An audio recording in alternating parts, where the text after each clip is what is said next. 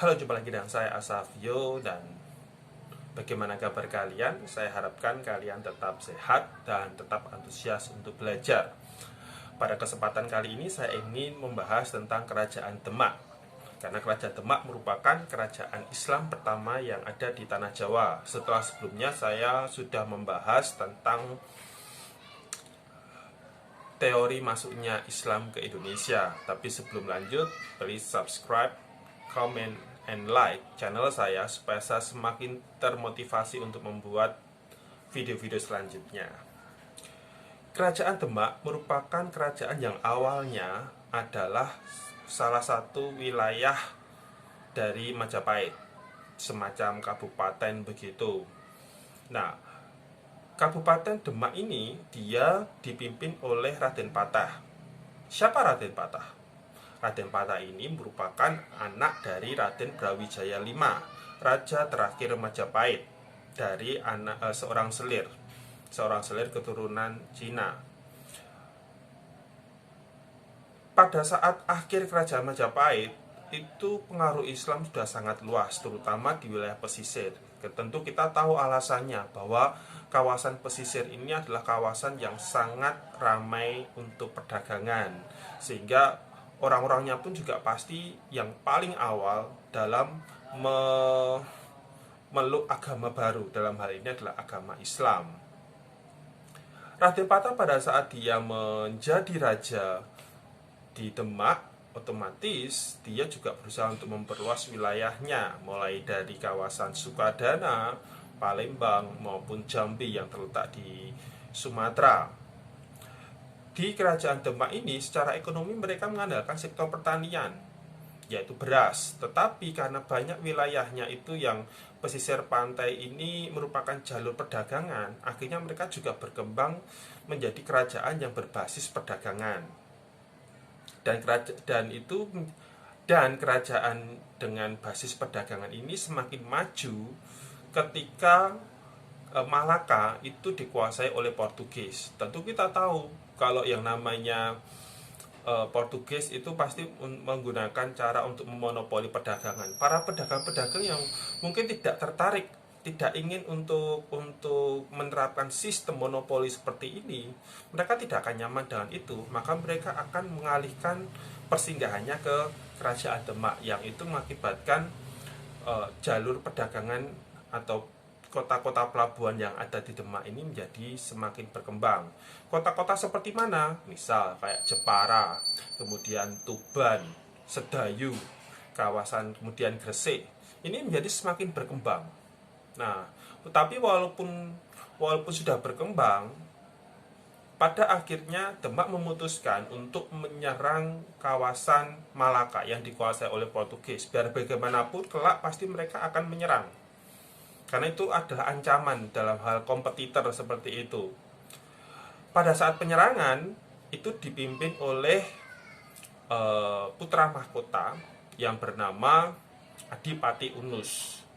Dia mencoba untuk menyerang wilayah Malaka dengan dibantu oleh pasukan dari Aceh seperti itu, tetapi penyerangannya mengalami kegagalan karena faktor utamanya adalah secara persenjataan kerajaan Demak ini kalah dibandingkan Portugis. Kemudian Pang Adipati Unus ini dia menjadi raja, tapi pemerintahnya hanya singkat sekali, hanya sekitar 3 tahun. Setelah itu digantikan oleh Sultan Trenggono. Adipati Unus, karena dia pernah memimpin penyerangan ke Malaka, maka dia diberi gelar Pangeran Sabranglor, atau pangeran yang menyeberang ke utara, karena lokasi Malaka itu kan terletak di utara, sebenarnya nggak tepat utara sih, tapi agak miring, tapi untuk hal yang memudahkan seperti itu. Puncak kejayaan kerajaan Demak terjadi pada masa Sultan Trenggono. Wilayahnya mencakup seperti Jawa Barat, kemudian Jayakarta, Jawa Tengah, maupun sebagian Jawa Timur. Dia mengirimkan Fatahillah ke Jawa Barat untuk menyerang Sunda Kelapa. Pada saat itu Sunda Kelapa adalah salah satu kota pelabuhan dari kerajaan Pajajaran. Tetapi di Sunda Kelapa ini Portugis juga mulai mendirikan benteng, dan ingat bahwa Portugis itu merupakan ancaman. Maka Sunda Kelapa ini diserang dan berhasil dikuasai. Begitu berhasil dikuasai oleh Fatahillah, maka nama Sunda Kelapa diubah menjadi Jayakarta, yang artinya adalah kemenangan. Sultan Trenggono memang ingin memiliki cita-cita untuk menyatukan seluruh wilayah Jawa di bawah kekuasaan Demak. Setelah menguasai wilayah Sunda Kelapa, maka Fatahillah ini juga kelak dia akan dikirim untuk menguasai Banten. Jadi Banten itu juga karena ada semacam kota pelabuhan di mana itu tujuannya untuk memutus hubungan antara kerajaan Pajajaran dengan Portugis. Jadi benar-benar supaya kerajaan Pajajaran itu dikurung. Kerajaan Pajajaran itu pusatnya tidak di pinggir pantai tapi di pedalaman. Dan pada saat itu kerajaan Pajajaran memang ingin tetapi melakukan kerjasama dengan Portugis sebagai upaya untuk membendung pengaruh Islam yang berasal dari timur, seperti itu. Pada saat penyerangan ke Jawa Timur, lebih tepatnya di Pasuruan, Sultan Trenggono ini meninggal. Nah, meninggalnya Sultan Trenggono itu mengakibatkan mulai terjadi kemunduran.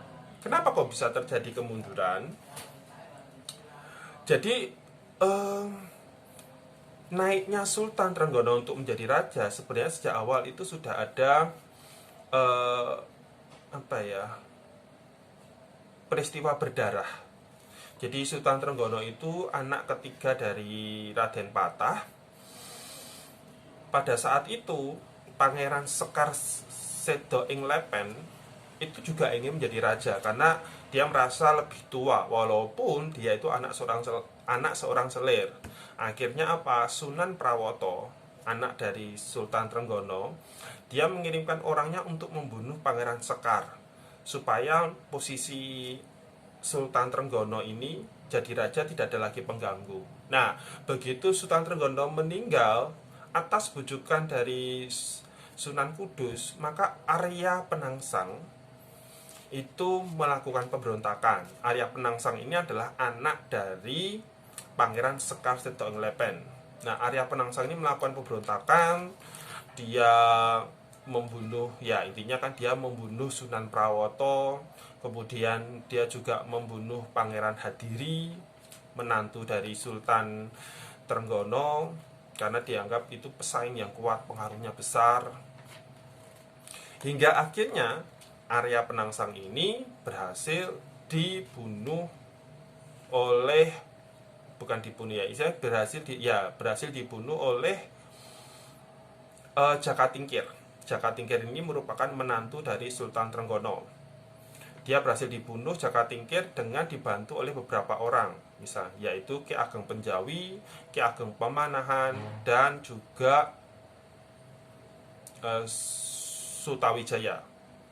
Ki Ageng Penjawi akhirnya diberikan kekuasaan atau lahan di daerah Pati, sementara Ki Ageng Pemanahan itu diberikan kekuasaan di daerah Mataram. Kemudian Joko Tingkir yang akhirnya mendapatkan gelar Sultan Hadiwijaya itu memindahkan pusat kerajaan dari Demak ke Pajang. Kenapa kok dia harus memindahkan pusat kerajaan ke Pajang? Karena untuk menghindari musuh-musuhnya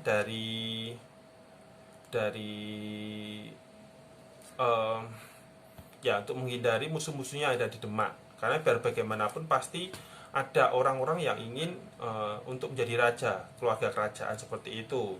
Dan dia memindahkan di daerah Pajang. Tapi walaupun dia memindahkan daerah Pajang, dia menganggap bahwa kerajaannya itu tetap menjadi penerus dari kerajaan Demak. Apa buktinya? Yaitu dengan tetap digunakannya pusaka-pusaka dari kerajaan Demak. Itu seperti itu. Nah, Sultan Hadiwijaya ini istilahnya dia mengangkat Sutawijaya itu menjadi anak angkatnya. setelah Sultan Hadiwijaya itu meninggal, maka kembali lagi terjadi konflik karena ada tokoh yang namanya Arya Pangiri, anak dari Sunan Prawoto. Dia bupati di Demak yang ingin merebut kekuasaan. Akibatnya apa? Dia langsung terjadi konflik dengan Pangeran Benowo. Jadi setelah Sultan Hadiwijaya meninggal, dia digantikan anaknya yang bernama Pangeran Benowo. Dan Arya ini kesempatan bagus dari Arya Pangiri untuk menguasai kerajaan Pajang. Jadi sebenarnya setelah Sultan Hadiwijaya memindahkan pusat kerajaan di Pajang, itu para ahli sejarah sudah menyebut bahwa ini namanya adalah kerajaan Pajang, kerajaan baru, walaupun pusaka-pusaka kerajaan dari Demak dibawa. Nah, Arya Pangiri dia ingin menjadi penguasa kembali. Yang saya maksud tentu saja penguasa kerajaan di Pajang, di mana Demak tidak lagi berada di bawah Pajang, tetapi dia kembali lagi menjadi senternya. Nah, di dalam kondisi yang terpepet atau istilahnya terdesak, Pangeran Benowo meminta saudara angkatnya yaitu Sutawijaya untuk bersekutu melawan Arya Pangiri. Dan pada akhirnya Arya Pangiri ini kalah. Pangeran Benowo sendiri sebenarnya dia tidak terlalu berhasrat untuk menjadi raja. Dia lebih fokus pada hal-hal yang lain, sehingga setelah pemberontakan yang dilakukan oleh Arya Pangiri, akhirnya dia memutuskan untuk memberikan tahta kerajaan kepada Sutawijaya. Nah, Sutawijaya akhirnya menerima, tetapi dia tidak mau menjadi raja di Pajang karena dia punya wilayah sendiri Mataram. Nah, itu nanti akan menjadi cikal bakal dari kerajaan Mataram. Karena Sutawijaya menjadi raja pertama kerajaan Mataram. Kerajaan Pajang otomatis dia runtuh dengan sendirinya. Begitu Pangeran Benowo memberikan kuasa raja kepada Sutawijaya.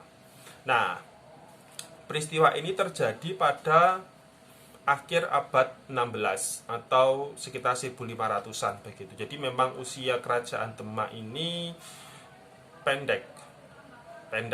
Apalagi Pajang hanya ada pada masa Sultan Hadiwijaya saja. Sampai di sini saya yakin kalian sudah cukup jelas. Saksikan saya di video-video selanjutnya karena saya masih akan membuat video lain berkaitan dengan kerajaan Banten dan juga kerajaan Mataram.